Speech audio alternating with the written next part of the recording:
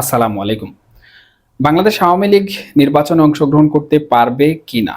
এমন প্রশ্ন যদি আপনি একজন সাধারণ নাগরিককে করেন, যিনি মোটামুটি আইন সম্পর্কে জানেন বা রাষ্ট্রের যে বিষয়বস্তু রয়েছে নির্বাচনে অংশগ্রহণ করার জন্য একটি রাজনৈতিক দলের, সেই বিষয়টি জানেন, উনি কিন্তু সহজেই বলবেন যে আওয়ামী লীগ নির্বাচনে অংশগ্রহণ করতে পারবে না। আমি বাদ দিলাম যে উনি আইন জানেন বা এরকম মানুষ প্রয়োজন নেই। আপনি একজন সাধারণ মানুষকে যদি জিজ্ঞেস করেন যে আওয়ামী লীগ নির্বাচনে অংশগ্রহণ করতে পারবে কিনা?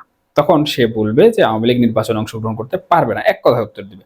এর পেছনে কারণ রয়েছে। এর পেছনের কারণটি হলো অন্তর্বর্তীকালীন সরকার কিন্তু বাংলাদেশ আওয়ামী লীগকে নিষিদ্ধ করে রেখেছে। যদিও অন্তর্বর্তীকালীন সরকারের প্রধান উপদেষ্টা বা অন্তর্বর্তীকালীন সরকারের যারা রয়েছেন তারা বলেন যে সাময়িক সময়ের জন্য করে রেখেছেন। কিন্তু নিষিদ্ধ তো করে রেখেছেন, তাদের কার্যক্রম তো বন্ধ করে রেখেছেন। তাদের নিবন্ধন স্থগিত রয়েছে। সুতরাং তারা তো নির্বাচন কিংবা রাজনৈতিক কর্মকাণ্ড করতে পারবে না। তো এটি হচ্ছে সাধারণ মানুষের না উত্তর দেওয়ার প্রথম কারণ। এখন এর বাইরে কিন্তু আরো কিছু জটিল বিষয় রয়েছে, যেটাকেই বলা হয় রাজনৈতিক প্লেইং ফিল্ড। এখন রাজনৈতিক প্লেইং ফিল্ডে বিভিন্ন রাজনৈতিক দল কিন্তু ইতিহাস থেকে বর্তমান পর্যন্ত তাদের অস্তিত্ব সংকটে ভুগেছে। এই আওয়ামী লীগই কিন্তু একসময় অস্তিত্ব সংকটে ভুগেছে, কিন্তু তখনকার প্রেক্ষাপট ছিল একটা, আর এখনকার প্রেক্ষাপট হচ্ছে আরেকটা। যদিও প্রেক্ষাপটে তারতম্য রয়েছে, কিন্তু তাদের যে ঘুরে দাঁড়ানো বা একটা পলিটিক্যাল পার্টি যে নিঃশেষ হয়ে যায়, এটা কিন্তু কখনোই সম্ভব হয়ে ওঠে না। এর মানে হচ্ছে রাজনীতিতে শেষ বলতে কোনো কিছু নেই। ইতিহাস পর্যালোচনা করলে আমরা বেশি দূর যাওয়ার প্রয়োজন নেই। আমরা যদি আওয়ামী লীগের যে শাসনামল ছিল সেই শাসনামলের প্রেক্ষাপটে যদি আমরা বিএনপির অবস্থা চিন্তা করি, তাহলে কিন্তু এই যে রাজনীতিতে শেষ বলতে কোনো কিছু নেই এটাই আমরা দেখতে পাই। বিএনপির অবস্থা কিরকম ছিল এটা আপনারা সবাই কম বেশ জানেন। আওয়ামী লীগের কি পরিমাণ নির্যাতন নিপীড়নের শিকার তারা হয়েছে। একসময় ধরে নেওয়া হতো যে বাংলাদেশের রাজনীতি থেকে বিএনপি হারিয়ে যাবে চিরতরে, বা বিএনপি তাদের অস্তিত্ব সংকট নিয়ে ভুগছে।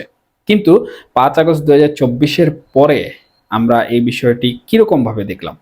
বিএনপি মনে হলো যেন বিশাল বড় একটি বট গাছের মতো মাথা উঁচু করে দাঁড়িয়ে গেল, এবং বাংলাদেশের বর্তমান রাজনৈতিক প্রেক্ষাপটে তারা সর্ববৃহৎ পলিটিক্যাল পার্টি, এবং ভবিষ্যতে একটি সুষ্ঠু নির্বাচন হলে তাদের ক্ষমতায় যাওয়ার স্বপ্নটাও কিন্তু তারা বর্তমান সময়ে দেখছে। তাদের অভ্যন্তরীণ যে গুজকাজ রয়েছে সেই গুজকাজটাও করছে। সুতরাং তখন ধরে নেওয়া হতো যে বিএনপি শেষ, বিএনপি আর বাংলাদেশে রাজনীতি করতে পারবে না। কিন্তু বিএনপির ক্ষেত্রে সেটি ঘটেনি। ঠিক একইভাবে জাতীয় পার্টির ক্ষেত্রেও কিন্তু এই বিষয়টি আমরা লক্ষ্য করেছি ইতিহাসে। জাতীয় পার্টিও কিন্তু এরকম স্বৈরশাসকের কাছ থেকে কি হলো, অপবাদ নিয়ে, স্বৈর শাসনের অপবাদ নিয়ে তারাও একসময় তাদের রাজনীতি গুজগাছ করতে বাধ্য হলো। তখনও কিন্তু মনে করা হলো যে জাতীয় পার্টির রাজনীতি শেষ। কিন্তু বাস্তবতা ভিন্ন। এখন পর্যন্ত স্টিল নাও ছোট পরিসরে হলেও জাতীয় পার্টি কিন্তু রাজনীতি করছে, এবং একসময় তারা, যখন আওয়ামী লীগ সরকার ক্ষমতায় ছিল, তখন তারা বিরোধী দলেও রাজনীতি করেছে পার্লামেন্টে। এই হচ্ছে রাজনীতির শেষ বলতে কোনো কিছু নেই, এটার ডেফিনিশন। সুতরাং আপনি কিভাবে ধরে নিতে পারেন যে বাংলাদেশ আওয়ামী লীগ যে রাজনৈতিক সংগঠনটি আছে সেই রাজনৈতিক সংগঠনটিকে একদম নিঃশেষ করে দেওয়া যাবে? সেটা কখনোই দেওয়া যাবে না। তাহলে বাংলাদেশ আওয়ামী লীগ যেহেতু আইন কর্তৃক বর্তমানে নিষিদ্ধ রয়েছে, নির্বাচনে আসার কোনো সম্ভাবনা নেই, বা এখানে আইনের কোনো মারপ্যাচের মাধ্যমে তারা ফিরে আসতে পারছে না, তাহলে নির্বাচনে আসবে কিনা এই প্রশ্নটি কিন্তু আবারও ঘুরে ফিরে সামনে চলে আসে।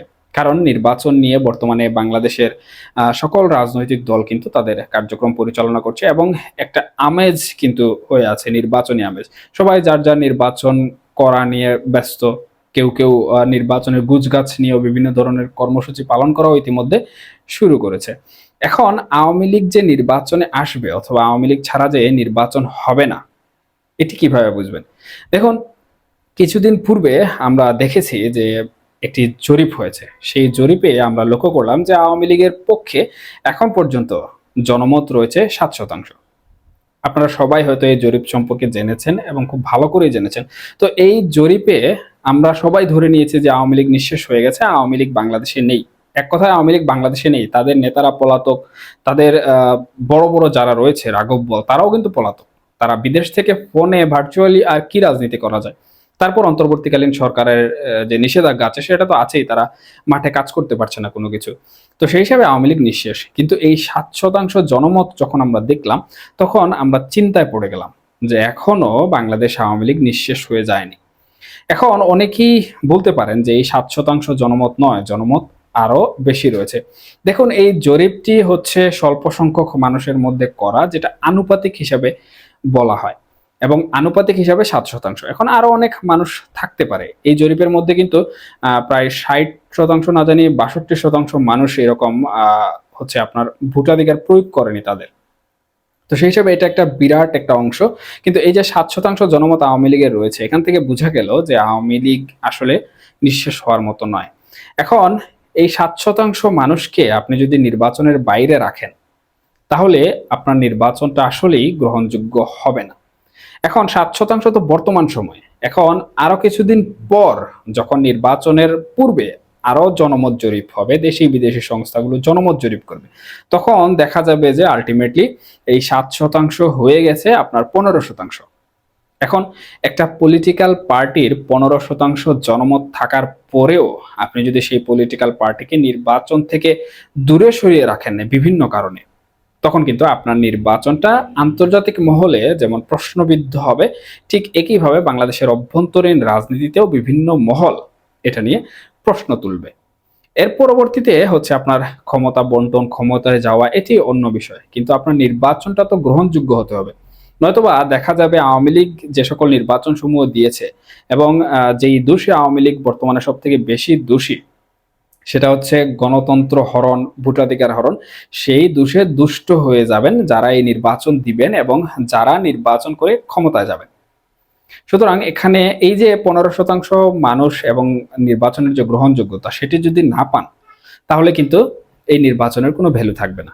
অতএব এখানে কি করণীয়? অতএব এখানে করণীয় হচ্ছে, যখন আন্তর্জাতিক মহল থেকে এই ধরনের প্রেশার আসা শুরু হবে, যে অথবা কথাবার্তা বলা শুরু হবে অন্তর্বর্তীকালীন সরকারের বিষয়বস্তু নিয়ে, যে আওয়ামী লীগের ১৫% জনমত রয়েছে, ১২% জনমত রয়েছে, তাদেরকে ছাড়া তো নির্বাচন সম্ভব না, তখন অন্তর্বর্তীকালীন সরকারকে আওয়ামী লীগকে নির্বাচনের জন্য ডাকতে হবে।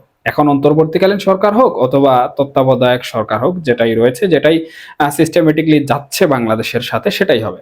তখন আওয়ামী লীগকে ডাকা হবে, হয় সমঝোতার জন্য, না হয় নির্বাচনের জন্য।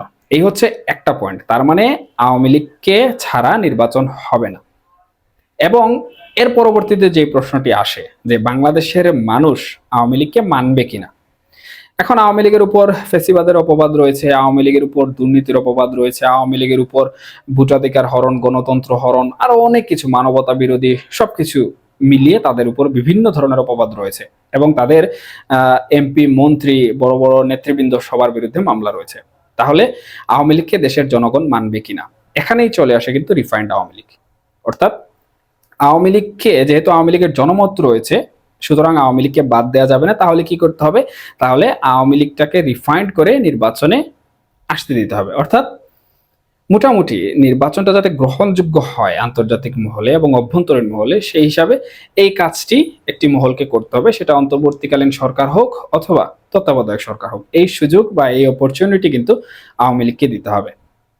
এখন আওয়ামী লীগের যারা এখানে দুষ্ট লোক রয়েছেন, যারা বিভিন্ন ধরনের অপকর্ম করেছেন, তাদেরকে রেখে একটা রিফাইন্ড পরিশোধিত আওয়ামী লীগ দিয়ে নির্বাচন পরিচালনা করতে হবে। অন্যথায় কিন্তু অন্তর্বর্তীকালীন সরকারের যে নির্বাচন রয়েছে, সেই নির্বাচন প্রশ্নবিদ্ধ হবে, এবং নির্বাচন যদি প্রশ্নবিদ্ধ হয়ে যায়, তাহলে সেই নির্বাচনকে কেন্দ্র করে কিন্তু যে পুরাতন আওয়ামী লীগ রয়েছে, সেই পুরাতন আওয়ামী লীগ তাদের সুযোগ পেয়ে যাবে, এবং তারা সেই সুযোগকে কাজে লাগিয়ে রাজনীতির মাঠ গরম করতে শুরু করবে। সুতরাং এই যে একটি বিষয় বা এই যে একটি প্রেক্ষাপট, এই প্রেক্ষাপটের আলোকে কিন্তু স্পষ্টভাবে বোঝা যাচ্ছে যে আজ অথবা কাল হয় অন্তর্বর্তীকালীন সরকার, নয় তত্ত্বাবধায়ক সরকার, যে কোনো এক সরকারের মাধ্যমে, এবং আওয়ামী লীগের যে একটি মূল ভিত্তি রয়েছে, সেই মূল ভিত্তির উপর কিন্তু একটা ফর্মুলা সাজিয়ে তাদেরকে নির্বাচনে আসতে দেওয়া হবে।